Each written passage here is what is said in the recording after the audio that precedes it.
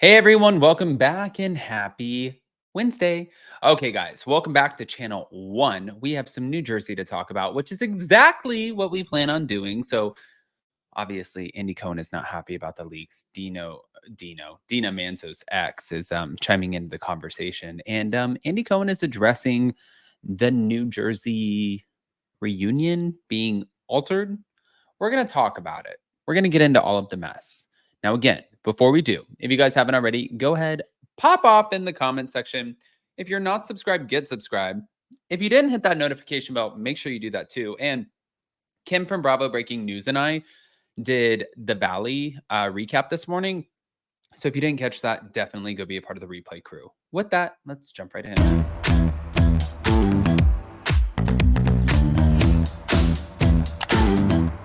Cause no one can do it like we do it, like we do it, like we do it. Cause no one can do it like we do it, like we do it, like we do it. All right, guys. So we're going to start off with this. Oof. Thank you to Reality Blurb. Andy Cohen addressed the recent news that the Real Housewives of New Jersey season 14 will not be getting a traditional reunion as he teased the epic finale episode on a radio show on Monday. Following the unprecedented news on Saturday, which came just days after it was revealed that the season had hit a ratings low amid the ongoing estrangement between Teresa and Melissa, Andy offered some context to the announcement. He said, I feel like there are a lot of theories about what this could mean. I think that the main thing is this will all make sense once you see the finale. Now, as New Jersey fans may have heard, the cast was involved in an alleged blow-up fight during the finale taping that left obviously many friendships fractured. It's one of those classic Jersey finales that people will be talking about for a long time to come. But according to Andy, he and his fellow producers met after the taping, and after watching the final cut of the last episode of season 14, they came together for a discussion about the show's future. We all had the same thought, which is the finale is kind of the finale and the shocking reunion all in one. It's in the great tradition of absolute shocking, dramatic Jersey finales. And they have this final epic group encounter, which is like, it feels like The Last Supper and just so Jersey. And it's shocking and it's dramatic and it's amazing TV. And I'm telling you, when you see it, I think that you'll feel complete. I really do. But in addition to vowing that the finale will suffice, Andy said that Bravo is cooking up something to replace the reunion that will be announced soon. This season, it is really catching fire. There's stuff happening with everyone. Also on the radio show, Andy seemed to allude to a potential leak from a cast member regarding the canceled reunion.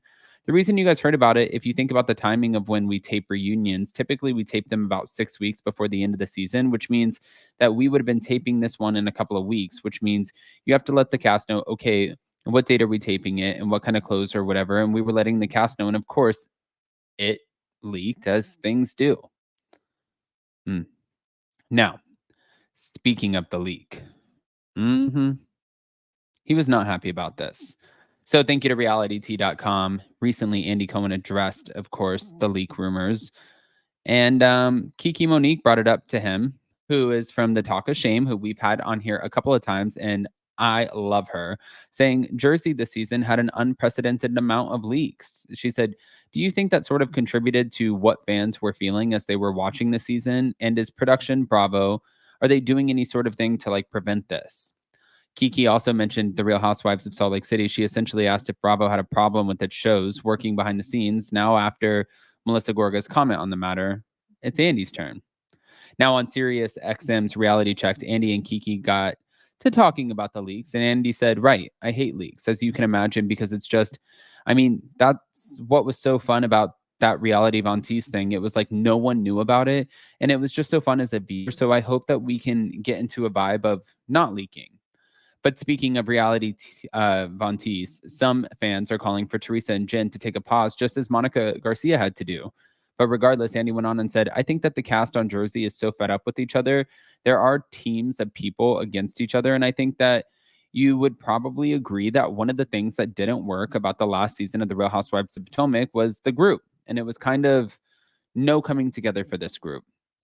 The Housewives producer continued with, it was like unheard of. So that's our thing to solve for the next season of Jersey. And we can do it and we'll figure it out. But in terms of the leaks, I hate leaks. I just think that there's a supreme level of kind of distrust amongst the cast with each other. And that's never healthy in terms of trying to make a great television show. But for more context on the matter, there's Melissa's response that was like, Melissa was pretty much like, who could the leaks be? Which we've obviously heard that everyone insinuates that it would be Jennifer Aiden and also Teresa Giudice. And we also heard that they were leaks that were going through multiple channels like Melissa's Old Nose and All About the Real Housewives. So these leaks have been around for a minute, and this has kind of been a problem, and they've been trying to deal with said problem. I just don't know if they're going to be able to deal with it the way that they want. However, if I were Andy Cohen, I would be pissed. Like they're sending out screeners. Shouldn't happen. So then they put a code on the screeners. That way it doesn't happen. So now Bravo has control. If Bravo wants to send a screener to someone like me or Kiki or anybody else, Ryan Bailey, Kim from Bravo Breaking News, anybody who is doing the same thing, then they want to have control over it, which makes sense. It's their shows. And they get to decide who gets to see what when. So they added that code. But now it's like when they get information about the reunion being put on pause/cancellation. Yeah, that got leaked too. And what do they say? Like, how do you actually really know who it came from? I don't think that you ever do. But not done. So thank you to Reality Blurb. You guys remember Dina Manzo. Tommy Manzo has been found guilty of hiring mobster John Perna to violently attack his wife, Dina Manzo's current husband, Dave Canton, and paying him with a free wedding reception at the Brownstone, which he owns with Albert Manzo, the husband of Caroline Manzo. Now, according to a new report, U.S. Attorney Philip R. Sellinger announced the news on Tuesday, confirming that 59-year-old Tommy, who hails from Franklin Lakes, New Jersey, received the conviction following a 2.5-week trial conducted by the U.S. District Judge Susan D. Wigginton in a federal court in Newark. RLS Media shared the news on June 4th, revealing that Tommy, who married Dina in 2005 before their split in 2012, faced charges including committing a violent crime in aid of racketeering, conspiracy to commit such a crime resulting in serious injury, and falsifying and concealing documents related to a federal investigation. The report went on to share additional details from Attorney Sellinger, who said Thomas Manzo employed a member of the, I believe it's Lucchese crime family to carry out a brutal assault on his ex-wife's then boyfriend, inflicting serious injuries. Now, as determined by a unanimous jury, Manzo committed multiple crimes by providing a free wedding in exchange for the assault and subsequently concealing related documents. He will obviously now face appropriate consequences for his actions, and it continued. Meanwhile, federal agent James E. Dennehy revealed that Tommy is facing a substantial federal prison sentence. He orchestrated a free wedding and hid the documents to cover his actions. While the details resemble a plot from a poor TV crime drama, the evidence and testimony confirmed it was reality.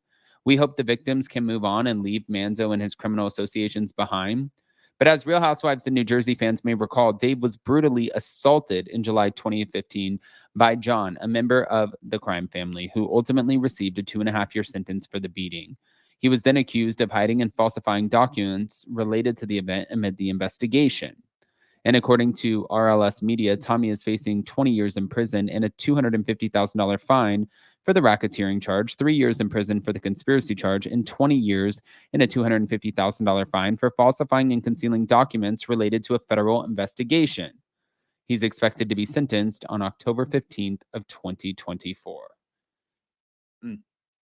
Okay, guys. I want to hear what your thoughts are, especially about all of the New Jersey drama. If you guys have not, go ahead, pop off in the comment section. If you're not subscribed, get subscribed. Don't forget to hit that notification bell, and we'll see you next time. Love you guys. Bye.